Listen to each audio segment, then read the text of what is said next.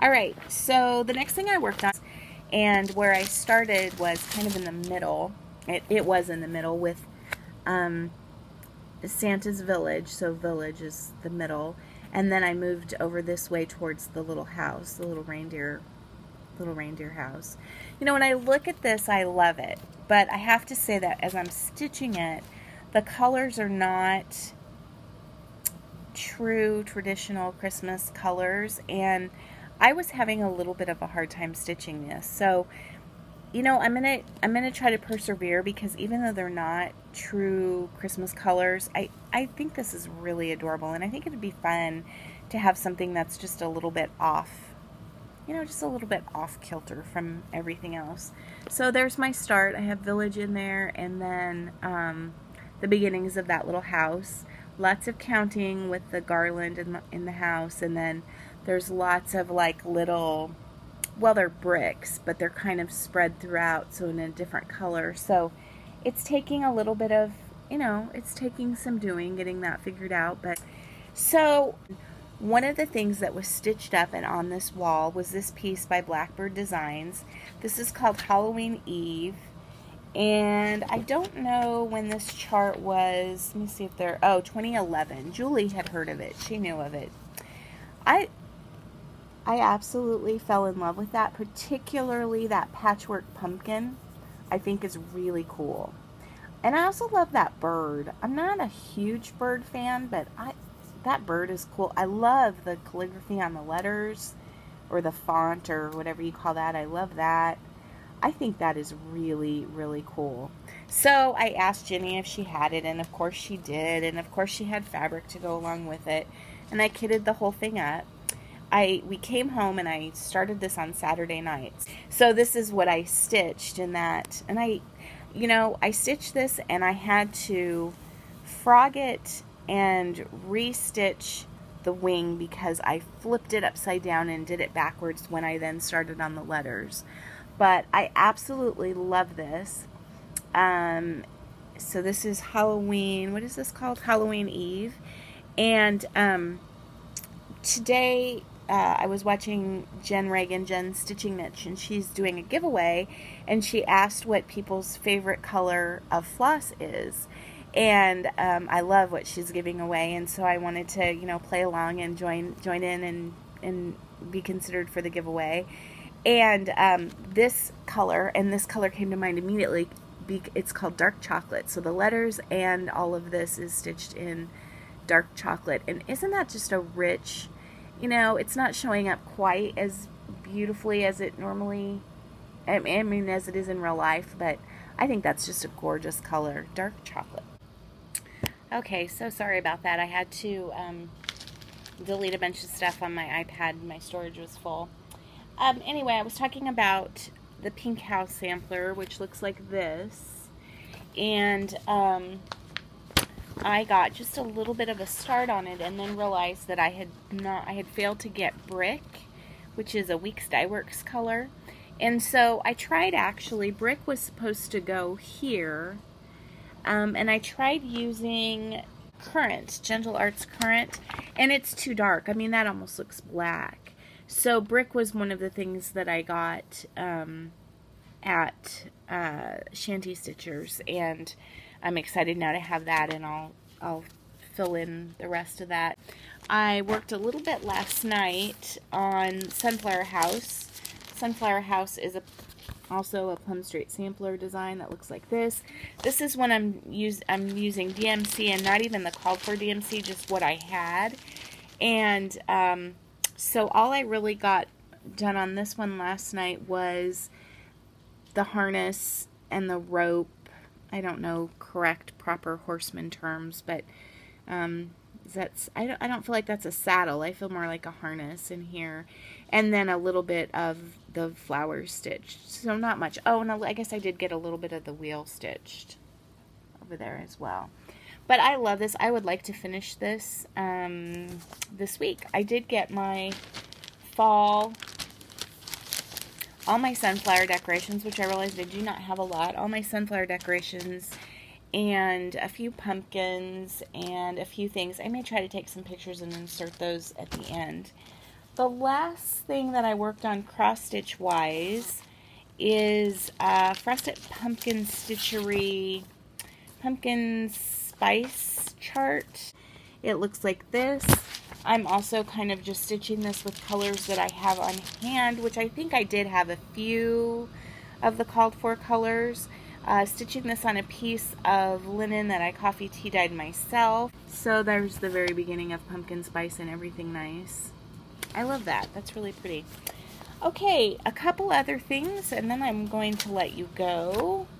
I was watching Kitten Stitcher Teresa a couple weeks ago, and she was talking about books, and she was talking about trying to stay off electronics at night when she's in bed and going back to kind of reading in bed at night. And I do read in bed quite a bit at night. I also watch Flosstube and peruse 1, 2, 3 Stitch, which I should not do. I'm not so much against being on electronics at night, depending on what I'm doing. Some things make me sleepy. I cannot watch Flosstube at night if I want to go to sleep because it gets me going and I can't fall asleep. And I should not ever shop at night late, especially when I'm tired. But I do love to read. If I'm reading a really good book, which currently I'm reading, I think it's called The Woman in the Window, and it was a recommendation by Pam, Stitching Between the Lines. The problem with books like that is I can't put them down and I don't want to fall asleep. But Teresa had mentioned that she was reading Moby Dick, and I thought, oh, I have never read Moby Dick. That would probably be a really good book to read, and you know, I could read at night and maybe it wouldn't be quite so stimulating that I wouldn't be able to fall asleep. So I went online to Amazon and I found this really great hard copy version of Moby Dick, and I just wanted to show you. Look at what a beautiful book that is. I love books. You can see a little bit of the small bookcase behind me. I'm kind of surrounded by bookshelves. I used to have a rule that if I was going to read a book, I had to own it, and so I bought every single book. I also used to read all the books in paperback and then buy the hardback copies to have in our library. I don't do that any longer. It's just gotten too expensive, and I do a lot more books on Kindle and I do a lot more books on Audible. But I love a book. I mean, that's just gorgeous. What a beautiful, beautiful. Yeah, I just love that. Getting a text from, I think from my daughter, and it says something like, oh, this showed up in my sink today. It's huge. I'm not sure what to do. It's a centipede, it looks like. Yuck.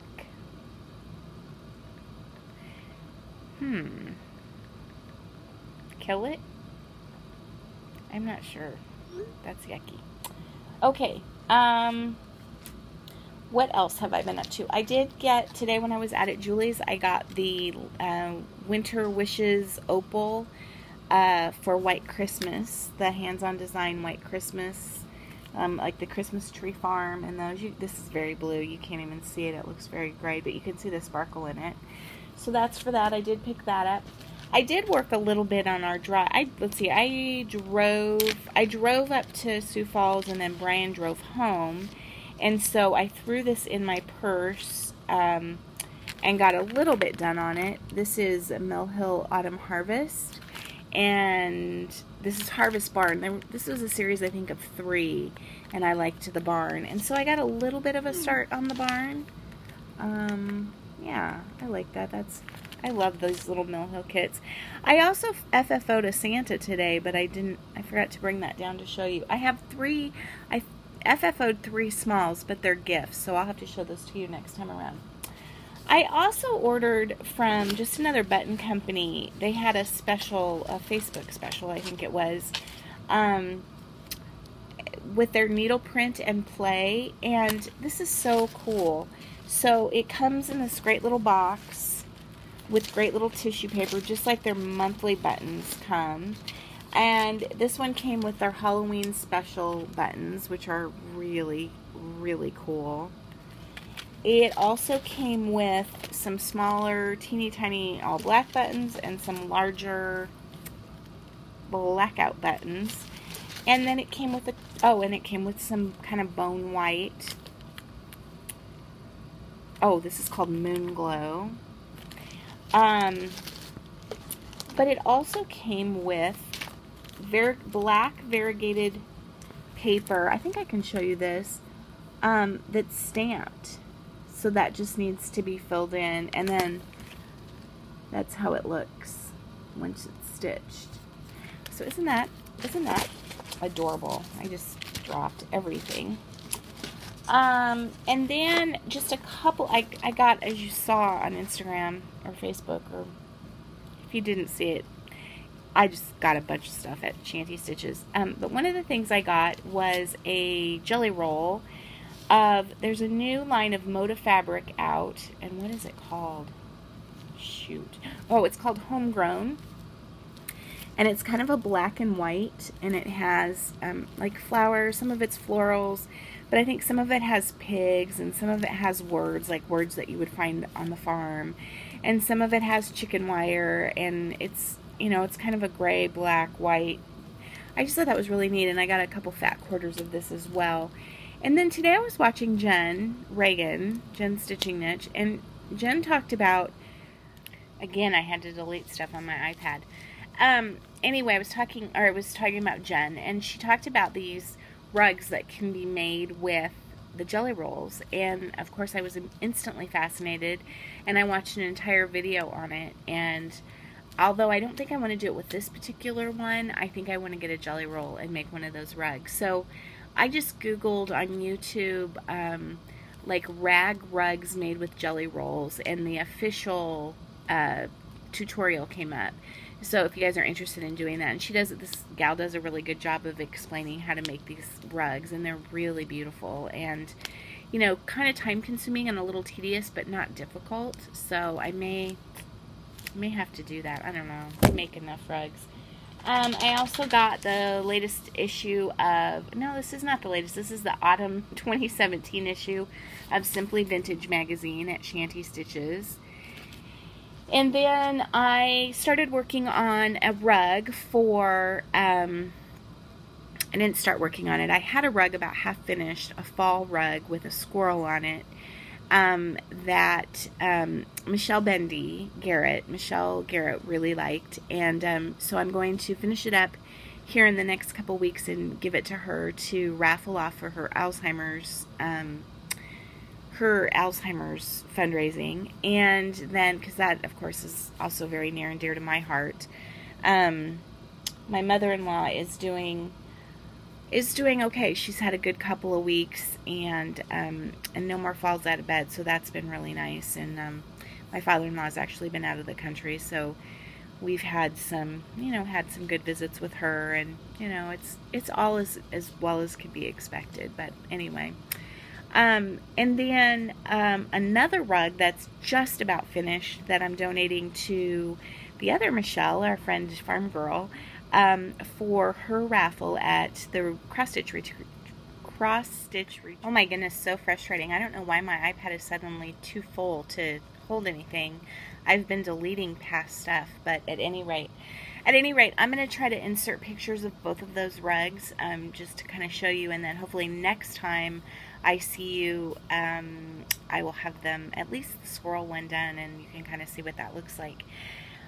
I probably have more stuff to show you somewhere, but right now I'm sitting amongst a pile and I need to get things put away.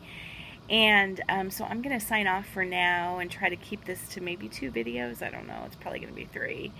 I hope everybody's doing well. I hope you're having a good day. I hope you're managing to get some stitching done. I hope it's not too rainy or too hot where you are. And I hope to talk to you in about a week. Take care, guys. Bye.